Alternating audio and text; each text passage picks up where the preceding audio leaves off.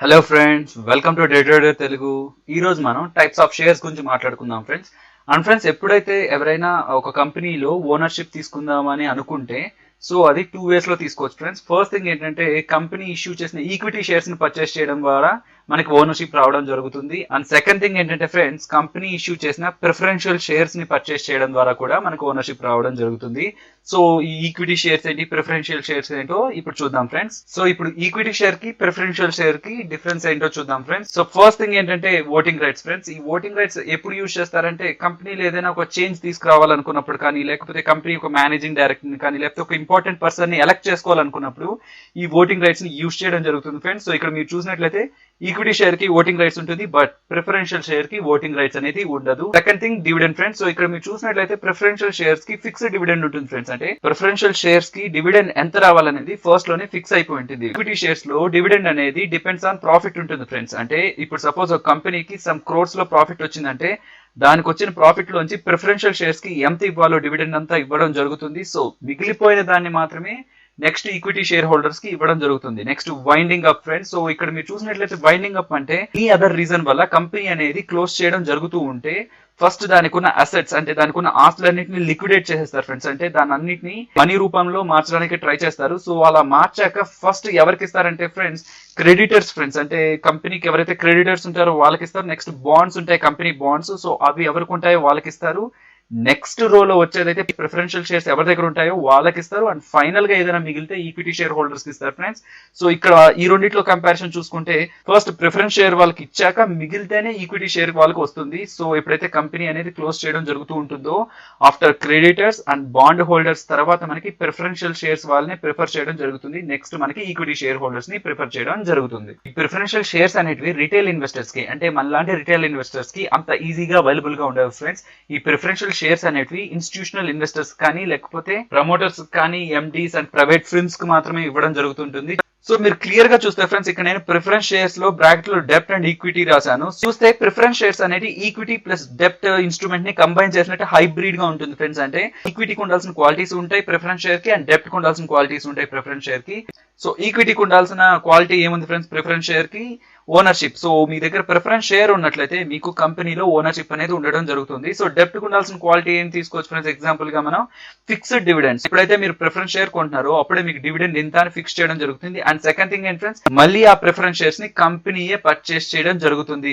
But మనకి ఈక్విటీలో అలా జరగదు ఫ్రెండ్స్. అంటే ఈక్విటీ షేర్స్ లో ఒక పాయింట్ ఆఫ్ టైం తర్వాత మళ్ళీ ఆ కంపెనీ పర్చేస్ చేయడం జరగదు. ఎప్పుడైతే ఒక కంపెనీ అనేది ప్రిఫరెన్షియల్ షేర్స్ ని అలాట్ చేస్తుందో ఫ్రెండ్స్, సో అప్పుడే ఒక టైం ఉంటుంది ఫ్రెండ్స్. అంటే ఫిక్స్డ్ టైం అనేది ఒకటి ఉంటుంది. సో ఆ ఫిక్స్డ్ టైం తర్వాత ప్రిఫరెన్షియల్ షేర్స్ ని మళ్ళీ కంపెనీ కొనుగోలు చేయడం జరుగుతూ ఉంటుంది. సో ఇప్పుడు ఎవరైతే ప్రిఫరెన్షియల్ షేర్స్ కొనుంటారో సో వాళ్ళకి ఏంటంటే కంపెనీలో ఓనర్షిప్ ఉంటుంది ఫ్రెండ్స్. అండ్ ఫ్రెండ్స్, ఇక్కడ ఇంకొక important type of preference share గురించి నేను చెప్దాం అనుకుంటున్నాను ఫ్రెండ్స్. అదేంటంటే convertible preference share friends. So ఒకవేళ కంపెనీ కన్వర్టబుల్ ప్రిఫరెన్స్ షేర్స్ ని ఇష్యూ చేసి అది ఎవరైనా పర్చేస్ చేసినట్లయితే ఫ్రెండ్స్, వాళ్ళకి ఏంటంటే ఒక పర్టికులర్ టైం పీరియడ్ ఉంటుంది. సో ఆ టైం పీరియడ్ లోపు వాళ్ళు వాళ్ళ దగ్గర ఉన్న ప్రిఫరెన్స్ షేర్ ని ఈక్విటీ షేర్ గా వాళ్ళు కన్వర్ట్ చేసుకోగలరు. ఎవరైనా ప్రిఫరెన్స్ షేర్ ని ఈక్విటీ షేర్ గా ఎప్పుడు కన్వర్ట్ చేస్తారు ఫ్రెండ్స్, మనం ఎప్పుడైతే ప్రిఫరెన్స్ షేర్ కొన్నామో దాని తర్వాత నుంచి ఒకవేళ కంపెనీ బాగా గ్రో అయ్యి డిమాండ్ పెరిగి ఈక్విటీ షేర్ వాల్యూ కానీ బాగా రైజ్ అయితే మన దగ్గర ఉన్న ప్రిఫరెన్స్ షేర్ ని మనం ఈక్విటీ షేర్ గా కన్వర్ట్ చేసుకుని ప్రాఫిట్ తీసుకుందామని చేయడం జరుగుతుంది. వారెన్ బఫెట్ అయితే ఇలానే చేశారు friends. Bank of America preference shares తీసుకొని అండ్ ఎప్పుడైతే అది బాగా రైజ్ అయిందో స్టాక్ అనేది, దాని తర్వాత దాన్ని ఈక్విటీ స్టాక్స్ గా కన్వర్ట్ చేసుకోవడం జరిగింది. సో ఇలా మనం కన్వర్టబుల్ షేర్స్ ఉంటాయో వాళ్ళు ఈక్విటీ వాల్యూ కానీ వాళ్ళకి బెస్ట్ అనిపిస్తే వాళ్ళు ఒక స్పెసిఫైడ్ టైం లోపు దాన్ని ఈక్విటీ షేర్స్ గా కన్వర్ట్ చేసుకోగలరు. ఇది మనకి నాన్ కన్వర్టబుల్ ప్రిఫరెన్స్ షేర్ లో అయితే మనకి ఇది ఉండదు friends. Only convertible preference share ఉన్నట్లయితేనే మనం ఇలా కన్వర్ట్ చేసుకోవడం జరుగుతుంది.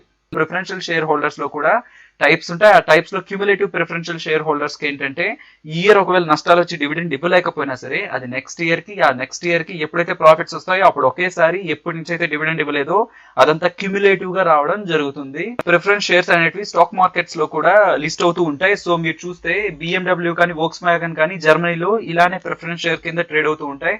అండ్ బ్రెజిల్ లో అయితే 50% ఆఫ్ ద షేర్ మార్కెట్ లో ఉన్నవి 50% ఏంటంటే మనకి ప్రిఫరెన్స్ షేర్స్ ఉంటాయి. బట్ ఇండియాలో ఏంటంటే మీరు NSE లో అండర్ P1 కింద చూసినట్లయితే మనకి ప్రిఫరెన్స్ షేర్స్ అనేవి లిస్ట్ అయి ఉంటాయి ఫ్రెండ్స్. అండ్ బిఎస్సిలో ఏంటంటే 7 సిరీస్ అండర్ లో చూసినట్లయితే మీకు ఈ ప్రిఫరెన్షియల్ షేర్స్ అనేవి లిస్ట్ అవ్వడం జరుగుతుంది. సో ఎన్ఎస్సిలో P1 అండ్ బిఎస్సిలో 7 సిరీస్ దాని కింద మాత్రమే మనకి ప్రిఫరెన్షియల్ షేర్స్ అనేవి కనిపిస్తాయి. ప్రిఫరెన్షియల్ షేర్స్ ఏంటంటే ఒక పాయింట్ ఆఫ్ టైం తర్వాత మళ్ళీ కంపెనీయే తీసుకోవడం జరుగుతుంది కదా. సో ఈక్విటీ షేర్స్ ని మనం ఎలా ట్రేడ్ చేస్తాం ఫ్రెండ్స్? ఫస్ట్ థింగ్ ఏంటి ఫ్రెండ్స్, డెఫినెట్లీ మన దగ్గర ఈక్విటీ షేర్స్ ఉన్నట్లయితే మనం దాన్ని ఎన్ఎస్సిలో కానీ బిఎస్సిలో కానీ లిస్ట్ అయిన కంపెనీ అయ్యి ఉంటే మనకి బయర్స్ ఉంటారు, సెల్లర్స్ ఉంటారు. కాబట్టి మనం ఎవరైతే బై చేద్దాం అనుకుంటారో వాళ్ళకి మనం సెల్ చేయడం జరుగుతూ ఉంటుంది. సో సెకండ్ థింగ్ ఏంటి ఫ్రెండ్స్, కంపెనీ అనేది ఒక ఆఫర్ చేయడం జరుగుతుంది ఫ్రెండ్స్ ఇన్వెస్టర్స్ కి. అదేంటంటే బైబ్యాక్ ఆఫర్ అనమాట.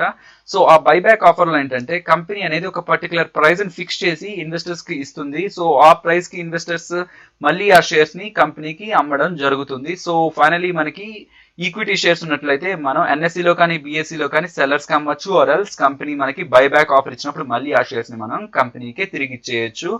అండ్ ఇది ఫ్రెండ్స్ ఈ రోజు మీకు ప్రిఫరెన్స్ షేర్స్ కి ఈక్విటీ షేర్స్ కి డిఫరెన్స్ తెలిసిందని అనుకుంటున్నాను. అండ్ ఫ్రెండ్స్ ఇంకోటి ఏంటంటే మన టెలిగ్రామ్ ఛానల్లో మనం డైలీ పెడుతున్న న్యూస్ ని ఎంతో కొంత అనలైజ్ చేయడానికి ట్రై చేయండి ఫ్రెండ్స్. అవన్నీ అనలైజ్ చేస్తున్నప్పుడు అట్లీస్ట్ గూగుల్లో అయినా సెర్చ్ చేయడానికి ట్రై చేస్తుండండి. సో మెల్లమెల్లగా ఏంటంటే మీకే చాలా చాలా థింగ్స్ గురించి ఒక ఐడియా అనేది వస్తుంది ఫ్రెండ్స్. సో డెఫినెట్లీ టెలిగ్రామ్ లో పెడుతున్న లైవ్ న్యూస్ ఏదైతే ఉంటుందో దాన్ని అయితే నెగ్లెక్ట్ చేయొద్దని రిక్వెస్ట్ చేస్తాను. అండ్ ఫైనలీ ఫ్రెండ్స్ ఈ వీడియో మీకు నచ్చింది అనుకుంటే డెఫినెట్లీ లైక్ బటన్ ని ప్రెస్ చేయండి ఫ్రెండ్స్. అండ్ ఇంకెవరైనా మన ఛానల్ సబ్స్క్రైబ్ చేసుకున్నట్లయితే సబ్స్క్రైబ్ చేసుకొని పక్కనే ఉన్న బెల్ ఐకాన్ అయితే మర్చిపోకుండా క్లిక్ చేయండి ఫ్రెండ్స్. అండ్ నెక్స్ట్ ఇంట్రెస్టింగ్ వీడియోతో మళ్ళీ మీ ముందుకు వస్తాను. అంతవరకు stay tune to day trader Telugu. Thank you friends.